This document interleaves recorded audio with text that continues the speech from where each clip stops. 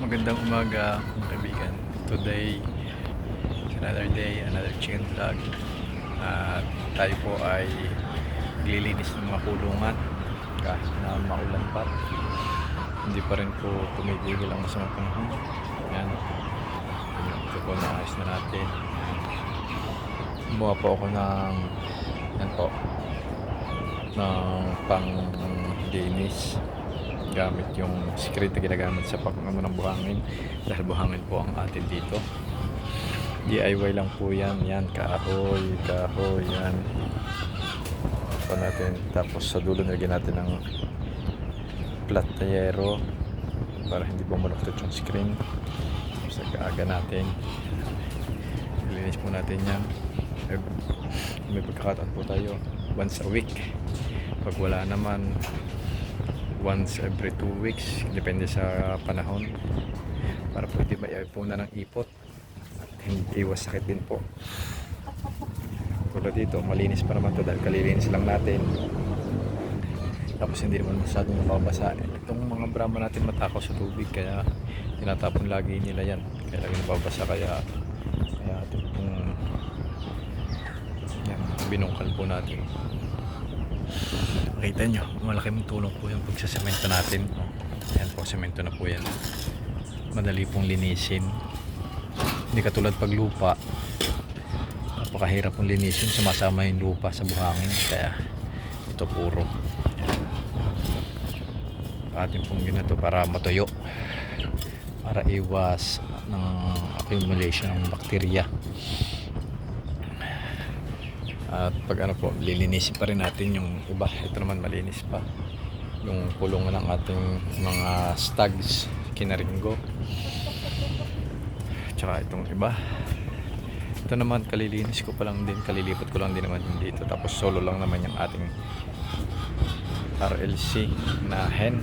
Yan, 8 months na po yan pero hindi pa rin umiitlog. Naunahan pa ng ating IG pullet na magsa 7 months nangingitlog na, pero PW egg pa rin po.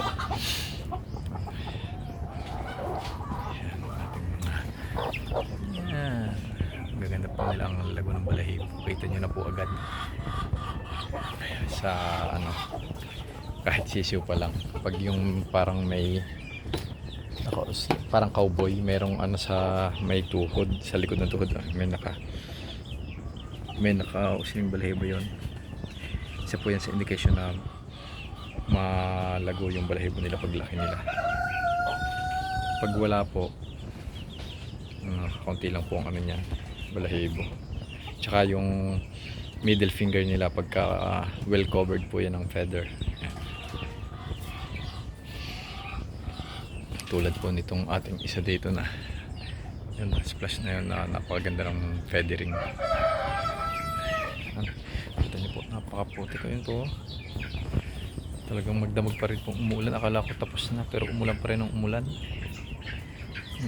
Napakahirap pumilos pag maputik. Kaya lagi ako nakabota. Kung makikita niyo, bota. Tingnan niyo po, napakadaming maya.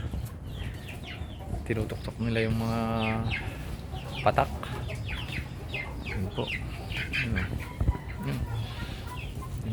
Tinutok-tok nila yung mga patak-patak na pagkain, yung mga tira-tira. Kaya lagi ko po silang inuunahan if possible.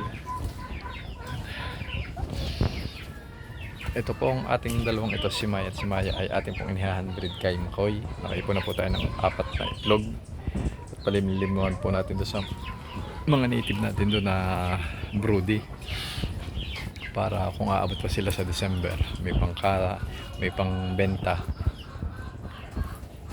or may pang handa tayo. Yun pong isa natin yung yun po yung napilay, magaling na po, umiitlog na po uli siya. Hindi ko lang po agad isinasama doon dahil baka awayin na naman po siya.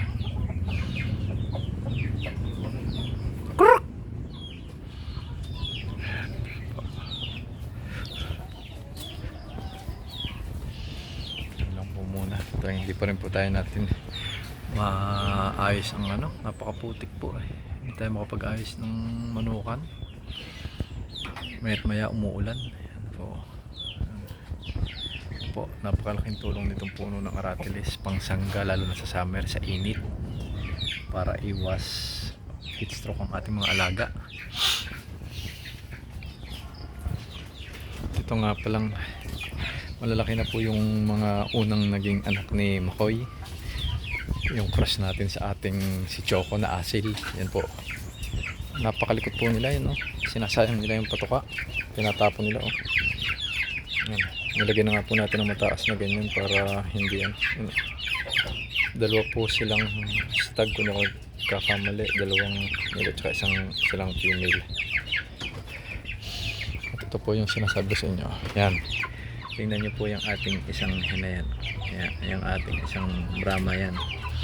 Napakalago po ng kanyang balahibo sa paa. Madumi lang po dahil nababasa. Sinasawsaw niya dito yan sa painuman. Yan. Tapos po yung apat natin na silky, yung dalawa po namatay. Siguro nakagat ng lamok or mahina resistensya nila. Yan. Tingnan niyo po. Yan. Napakalago ng balahibo niya. Para siyang may ano ng pantalon.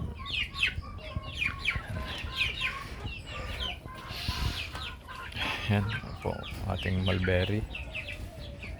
Yan dito po, oh. May kanal po dito. Talagang napakaputi po dito, dumadaan ng baka. Lumalabas po dyan, oh, sa kapitbahay.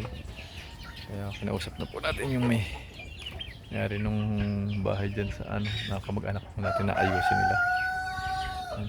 Tingnan niyo po ang ating mga palaki na upgraded native. Sila lang po yan. Sila lang po ligaw dyan. Tsaka yung isang inahin dyan at tsaka yung isang manok ng kapitbahay na natira dito. Yan.